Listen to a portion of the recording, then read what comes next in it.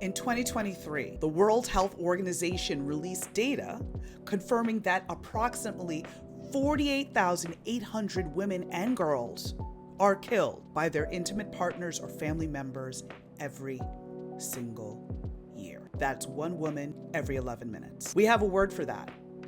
It's called femicide. Even most people who care deeply about gender-based violence don't fully understand what it means, how it's counted, or why the problem is significantly larger than the numbers suggest. And that's what this series is about.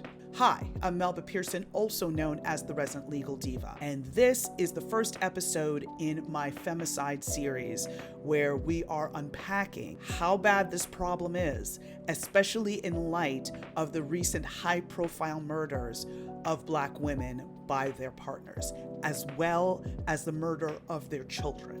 This is super intense, so I need you guys to, it's gonna be hard, so trigger warnings here all over the place, but I also need folks to listen and learn this information and share it. Make sure to like, comment, and subscribe so that you can get all the information around how to recognize the signs and what to do moving forward. So let's get back to the definition. Femicide is the killing of a woman or girl because of her gender. And the category is a lot broader than most people realize.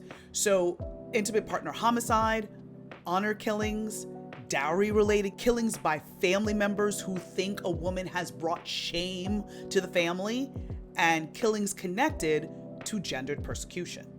So in the US, the term is most commonly used is called intimate partner homicide.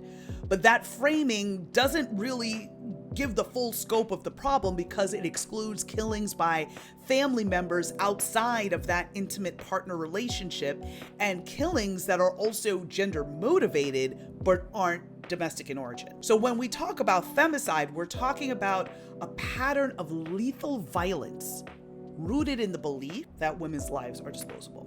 And that's not a feeling. This is a documented, research-supported conclusion. So here's where it gets complicated, and I need all y'all to pay attention as someone who thinks about prosecutorial accountability for a living, legit, all right? So we don't know how many women are killed by femicide in the United States each year, not precisely.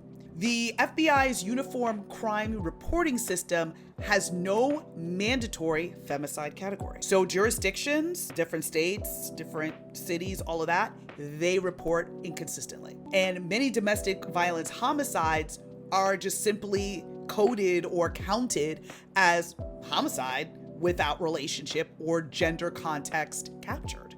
But they're not actually digging into what the surrounding factors are.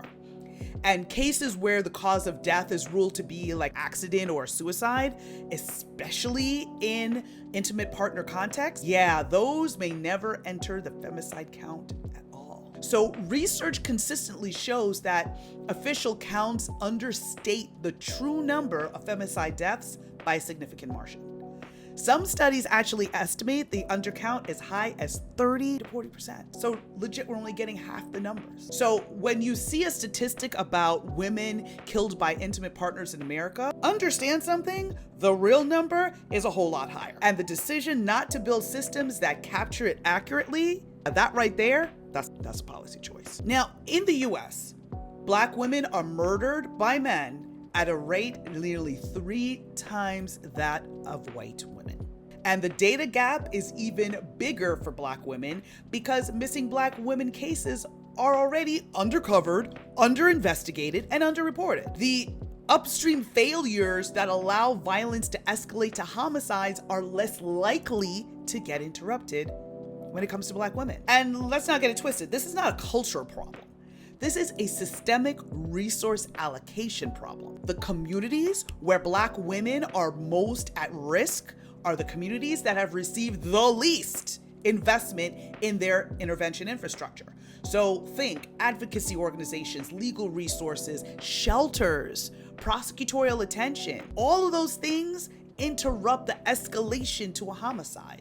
And if you're not investing in that, well, you can't sit there and be surprised that the numbers don't look great. Femicide though, femicide is not inevitable. It is predictable. It follows a pattern that researchers have documented and that prosecutors, the good ones, know exactly how to identify.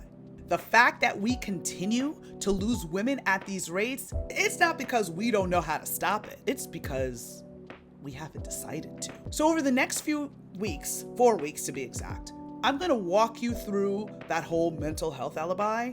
Yeah, let's go call cap on that, but stay tuned. The warning signs we miss, and sometimes the fact that there are no warning signs, and the systemic failures that allow femicides to happen again and again. This is the series where we're gonna make sure that we say their names and that you know how to hold the system accountable for this ridiculous scourge of femicide of Black women. I'm Melba Pearson, also known as the resident legal diva. Stay safe, stay informed, and keep demanding justice.